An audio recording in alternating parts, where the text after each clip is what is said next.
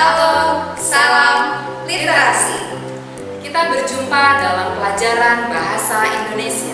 Kali ini materi yang akan kita bahas adalah teks cerita fantasi. Nah, tentunya kalian semua sudah pernah melihat, membaca, bahkan sampai membuat sebuah cerita, bukan?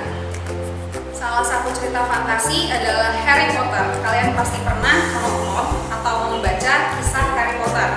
Jadi, jika kalian pernah berhayal bahwa kalian itu seperti Harry Potter yang bisa melakukan sihir, kalian berhayal bisa terbang, atau kalian berhayal bisa berbicara dengan hewan, itu kalian sudah berfantasi. Jika kalian sudah berhayal dan menuliskannya ke dalam bentuk teks, jadi teks yang kalian tulis adalah teks cerita fantasi. Iya, betul sekali bahwa cerita yang berjudul Harry Potter tadi adalah salah satu contoh teks cerita fantasi.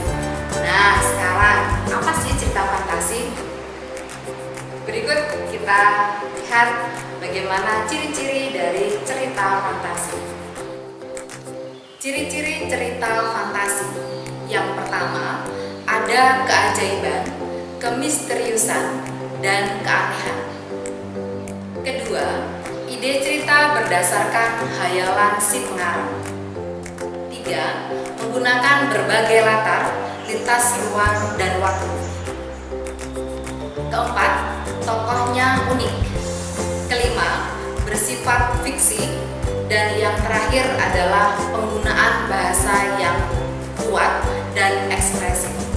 Cerita fantasi dibedakan menjadi dua jenis. Yang pertama, berdasarkan kesesuaian dengan kehidupan nyata, yaitu cerita fantasi total dan cerita fantasi sebagian atau irisan.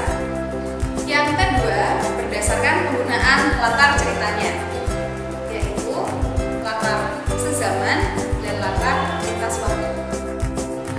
Unsur-unsur intrinsik cerita fantasi yaitu tema, alur, latar, tokoh dan penokohan, amanat, dan sudut pandang. Struktur teks cerita fantasi ada tiga, yaitu orientasi, komplikasi, dan resolusi. Kaidah kebahasaan teks cerita fantasi. 1. Penggunaan kata ganti dan nama orang sebagai sudut pandang penceritaan. 2.